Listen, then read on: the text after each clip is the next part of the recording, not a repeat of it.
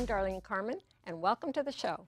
Lisa Curtis is CEO and co-founder of Kuli Kuli, a health food company featuring products made from moringa trees.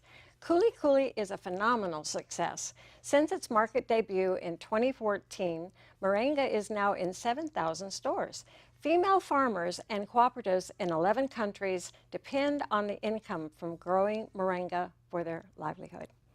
Hey, thanks for being on the show. Thanks for having me. Really very much interested in what you've been doing, and your progress is really phenomenal. Thanks so much. I've had a lot of people ask me a question, you know, when I talk about your company, and it's why just female farmers?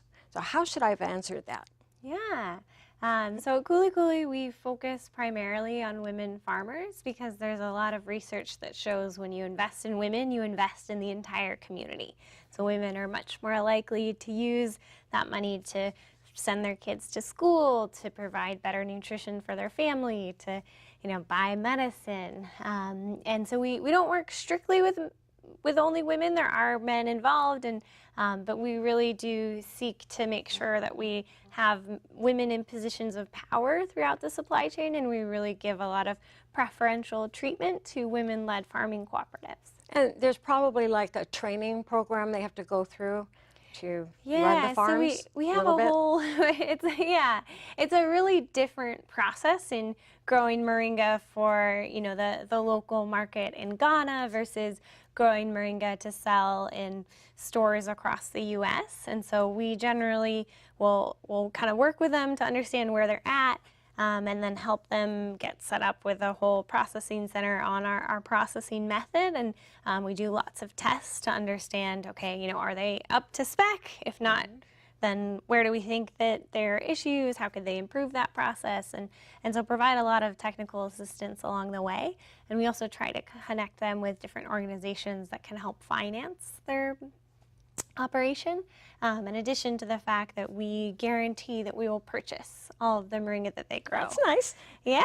Are all of the properties, are they all the same? They get so much acreage or something, or does it vary?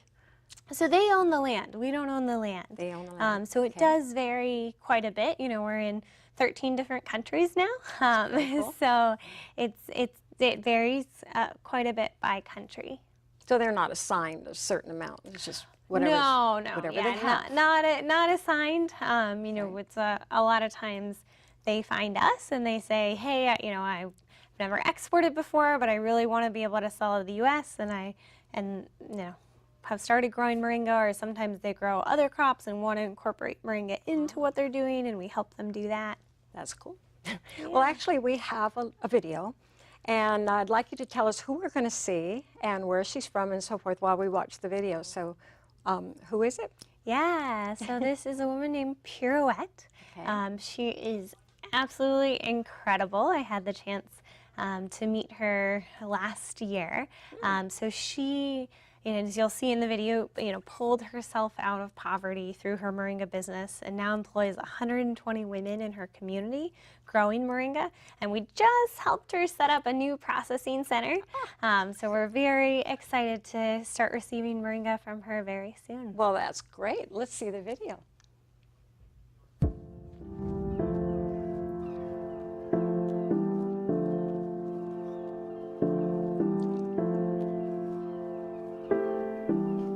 Je me suis retrouvée dans la souffrance quand j'ai perdu mon mari.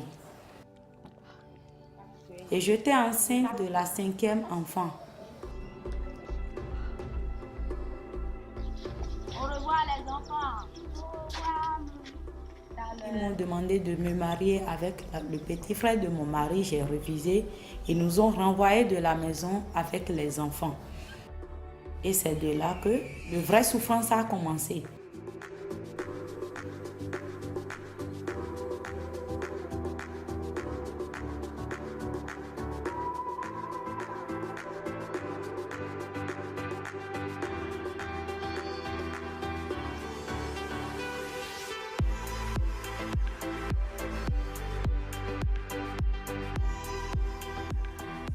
Et le cicateur n'est pas trop tranchant, donc on coupe les petits arbres.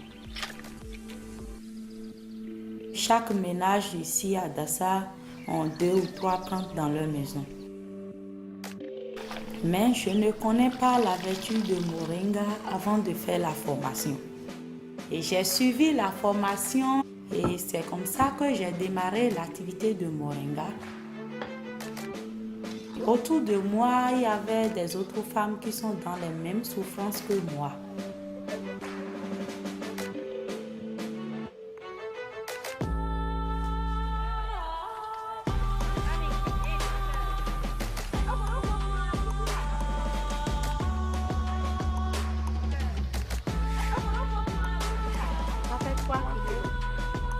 Grâce à cette activité, les femmes arrivent à nourrir les enfants et à les scolariser. Aujourd'hui, j'ai 133 fournisseurs.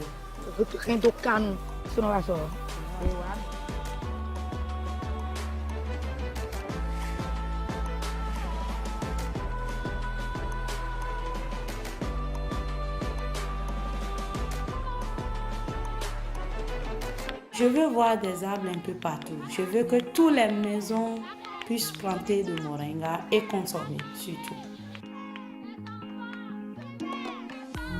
Mon espoir pour le futur est d'exporter le moringa et en même temps inclure les autres femmes qui restent.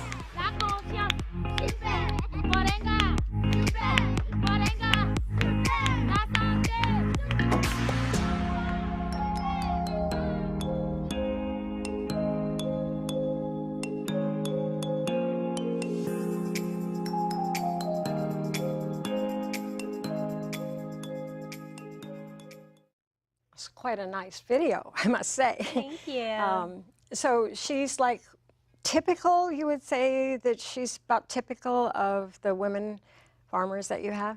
I mean, I don't think anyone would call Pirouette typical. She is amazing.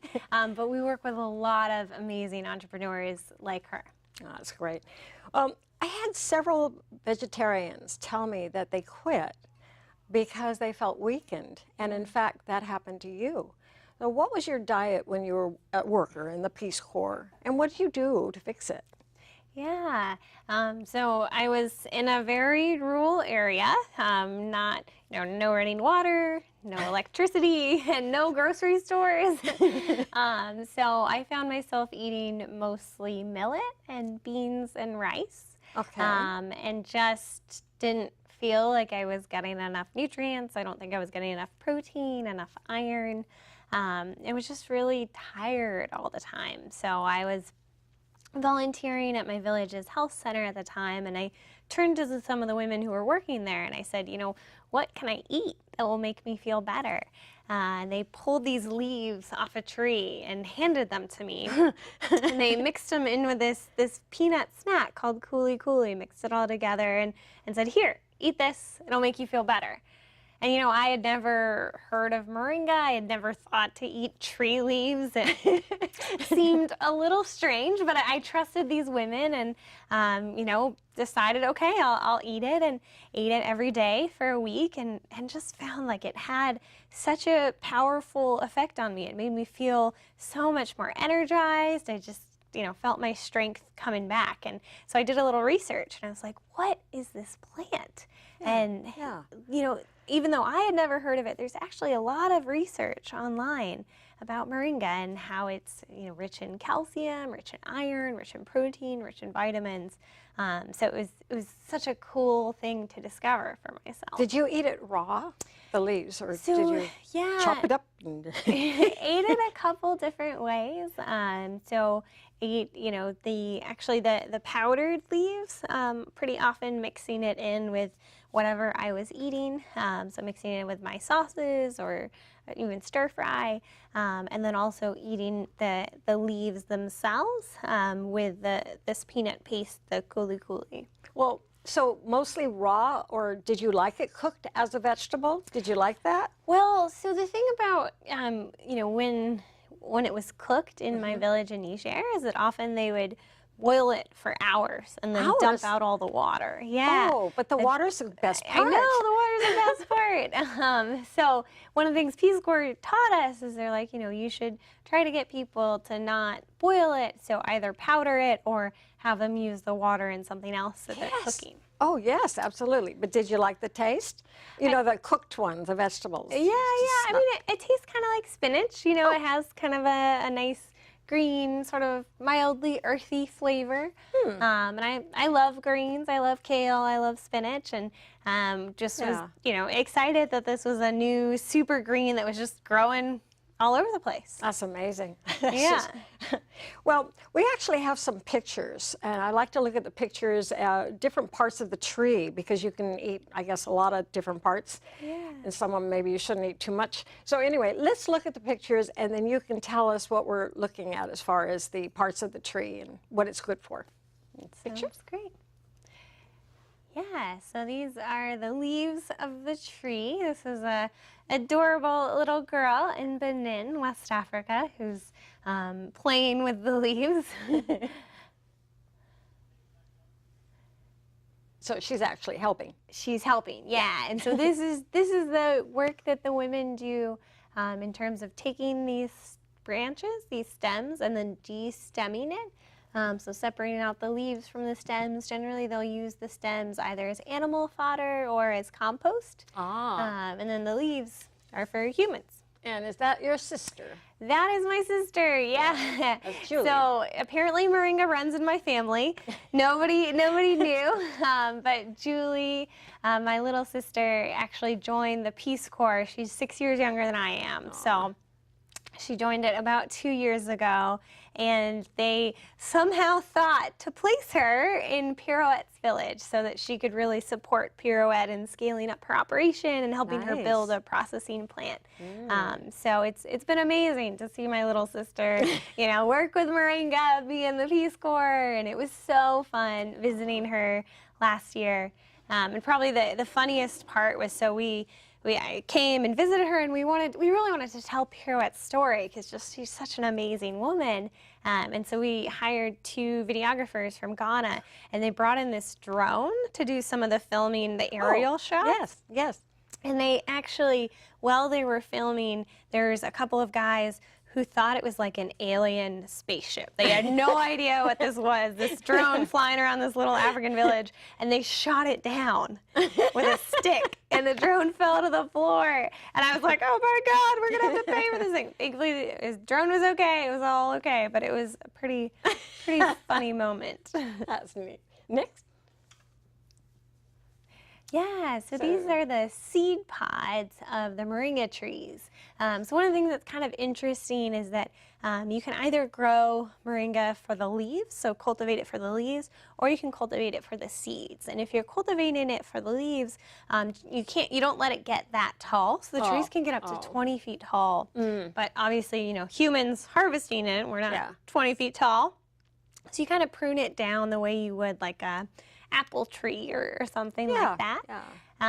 But if you're, you know, harvesting it for the seed pods, you let it grow sort of wild, and then it produces the seed pods. And the seed pod is good for?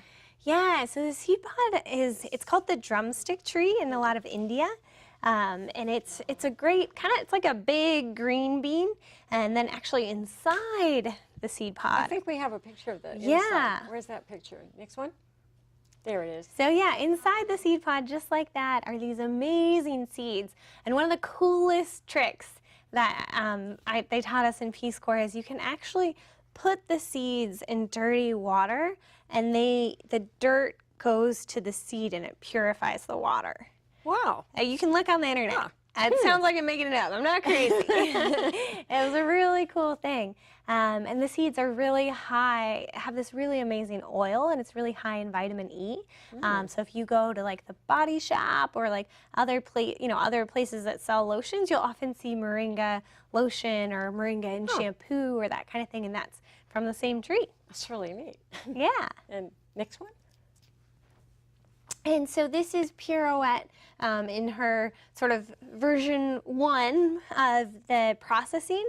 So she's been selling moringa locally in Benin for quite a while, and now she wants to add more women to her cooperative and be able to to do it an even bigger way. So we just helped her break ground on a new processing facility. So this is a picture of the old one, and can you imagine how much time and effort it is to be pounding the exercise, powder get your finger yourself. going on while you're Yeah, I mean, yeah, It's a lot of they work. thought it was so funny while I was there to be like, okay, you try, and I did like 5, and I was like, oh, okay, you're stronger than me. Okay, and the next one? Flower. Yeah, these are the Moringa flowers. So the flowers make a great tea. They also smell really nice. And I've seen people also use them in some of the lotion and stuff like that. And tea, right? And tea. Mhm. Yeah, I bet that would make a good tea. Probably be very healthy for you. It Drink is. the water. Yeah, it's good stuff. Does it produce a lot of flowers? It doesn't produce them year round, but it produces them about once a year. Once a year. Yeah, it's typical, huh? Yeah. Well, very, very nice. I think that's the last one, yes? Okay. So let's see. So here we have some powder. Oh, no, I'm not going to try it. No, I'll just smell it and you can try it. Kind of see what's going on here. Oh, very nice, very fine. So what I'm having here is the leaves, right? You mainly deal with the leaves. And you meant, I'm going to turn green in a minute. Yeah. And it's good for you. It does smell good, though. It smells like other leaves that you would have for tea. Yeah. So I think you mentioned that, smoothies, it's good for smoothies. What if you're not a smoothie fan? I'm not exactly a smoothie fan. That's okay. What else can you do with it? So I often don't have time to make smoothies either. So I love adding some of the moringa alongside like chia and other pumpkin seeds into my oatmeal. Is a really good way. And then I add just a little bit of almond butter, and it has like a great, it blends in really well.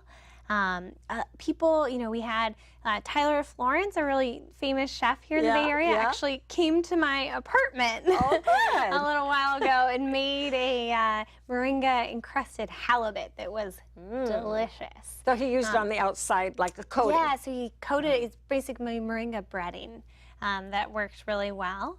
And then, for people who don't feel like cooking or putting in the effort, we also have smoothie mixes or bars or shots that are ready made with kind of just ready to drink or eat.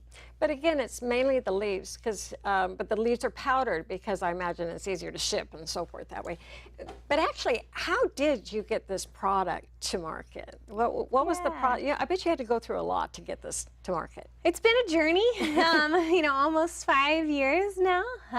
So when because I first got back from Peace Corps, unfortunately my service ended early. There was a terrorist attack and I was forced to come home.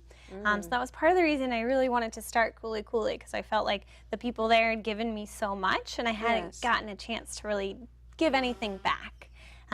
So the first step was really trying to figure out, would people buy it? And so started, adding it into a bunch of things from bars to pesto to hummus, and ended up deciding, okay, bars. And got together with a few of my childhood best friends, and they were like, okay, we'll try this crazy project with you. So we made them by hand, and they looked pretty terrible. They were in like this little sort of brown-green bar, and we had them in like plastic bags. So then we brought on a fourth co-founder who's a graphic designer who helped them look a lot better. She did a great job. And then from there, we started testing them at farmers markets to see if people would buy them. And we found a lot of people were interested.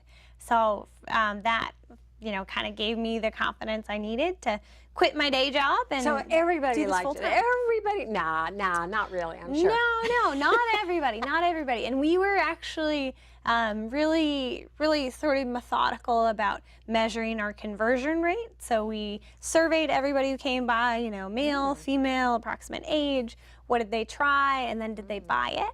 And we knew that if we could get a high enough conversion rate, we had been told that if it was, over 10%, that would be a really good product. That was kind of the market methodology. And so we were finding that 16 to 20% of the people who came by were actually purchasing. And so that was a good sign for us to kind of keep doing what we were doing. Well, wouldn't you say that just, I guess, maybe a general observation, that people in the Bay Area are eating a little bit more healthy. Now, again, I've heard, like with the children, when they go to the fast food and all that, the restaurants are trying to make them more healthy. But when the kids get into the restaurants, they still go for their favorite sodas and so forth. That's not so healthy. But wouldn't you say, though, that as a whole, people are trying to be a little bit more conscientious in what they put in their body? Oh, absolutely. I mean, I think, you know, if you think about kale, like kale 10 years ago, the largest purchaser of kale in the U.S. was Pizza Hut. And it wasn't for the pizza. Pizza Hut? And it wasn't for the salad bar. It was decoration for on top of the salad bar. Oh, that's funny. Isn't that funny? Well, it would hold up. I could see why they would pick it, because it holds up like, you know. It holds up really well. But, you know, we thought of kale as a backyard weed not that long ago. Yeah. And I think in that same way, you know, with arugula, a lot of people thought that was too spicy. And even just the consumption of spinach, like certainly Popeyes helped a bit, but I also think as Americans, we've noticed that we need more greens in our diet, and that greens are incredibly healthy. And variety. And variety. I tried arugula for the first time in France. Mm. I didn't know what I was eating. I didn't know what was different about the salad. Yeah. And I just tasted it and I thought, what is this? It took me a long time to find out what it was. Yeah. Because people look at you, you ask, you know, they're used to it. In France, I guess, and they're just used to it. But for me, that was outstanding. I thought it had such a great taste. Yeah. And it took a long time. And of course, now you can buy whole bags of it. But I just noticed, even just my own supermarket, how things have changed. More So organic fast. sections and more variety. There's so many things I don't even know what it is. I'm so curious about to know what it is. But I noticed that I think that there's a great interest in people really wanting to eat a little bit more healthy than what they do. And what you were saying about the protein, sometimes I find it hard to get a lot of protein because I'm not a vegetarian, but I do, and I eat meat, but I don't eat red meat. And sometimes I have to ask myself, let's see, what can I get for protein? Do you do yogurt and things like that, or you not too much? I'm not a big dairy person either. I'm not vegan, but don't. Oh, you're not? Okay. Don't have a lot of dairy, so I tend to get it mostly from, you know, moringa, of course, but then also nuts, and try to eat beans and lentils too. So would you say that moringa is probably the most nutritious tree, or is there other trees that you think are good? The most nutritious tree we can find. From all the research, they call it the miracle tree, you know, the tree of life. It's an incredible tree. Are there any other trees that you're interested in? Yeah, there are. So one of my visions for Kuli Kuli is for us to really sell the crops of the future. So if you think about the way the world is changing, you know, we are so much more globalized, the planet is heating up as well, and so we need crops that, you know, grow well at hotter temperatures, that are super nutritious to feed our growing population. Yes. And so I find it really fascinating to find plants that already grow in the communities that Kuli Kuli is sourcing from, and start to incorporate those in alongside moringa. So really interested in baobab, interested in camu camu, interested in maya nut. There's so many cool plants out there that we want to start adding into our products. So not just trees. You're talking about plants in general? Yeah, different plants in general. I mean, you know, baobab is a tree. That's a neat tree. It's a very cool tree. It's a Do you very know cool that tree. was used at one time as like a jail? I have a book that shows that.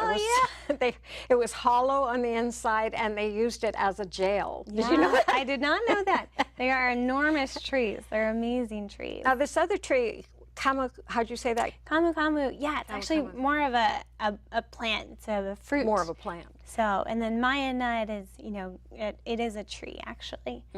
Yeah, I've heard about that. So, so you want to expand. Would you be growing these trees worldwide as well in the different countries, trying to promote? I know that you're already growing a lot of trees, right? We are growing, over 1 million trees. Oh, And one of the things we're really interested in is how can we intercrop different plants with moringa. So so that we can provide the soil with a diverse ecosystem, and then also provide the farmers with a diverse set of income streams that, they harvest moringa every 3 or so months, but in between then, can they be harvesting, something else that's growing with their moringa? If the leaves turn yellow, then they're not good anymore. They're past the prime. You have to get them when they're just pink. Yeah, you want to get them when they're just peak. It's like with any other vegetable, I guess. Young, green. If you're eating it, Yeah, exactly. So, is there anything else you'd like us to know? We've got about a minute. So, is there anything you'd like to say about what's coming up? Yeah, well, we just launched a new product, new smoothie mix that we're super excited about, chocolate peanut butter, which is my personal favorite in terms of a combination. I love peanut butter. So yeah, super excited about some of our new products, and excited to continue to grow and continue to make an impact on improving nutrition and livelihoods around the world. I just think that you've done a marvelous job, what you're doing for so many people. I just think that's very cool.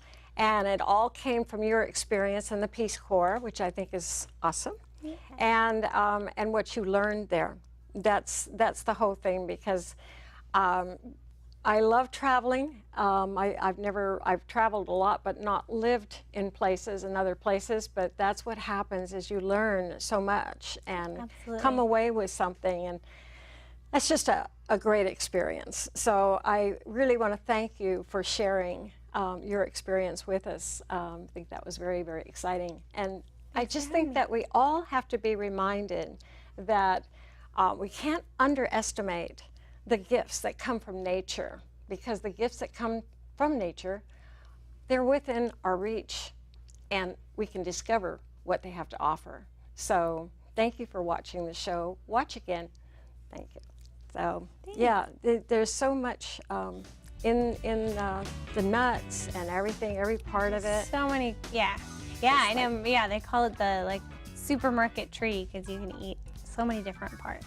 Yeah, and then of course we didn't talk about the parts you shouldn't eat, but yeah, that sometimes scares me.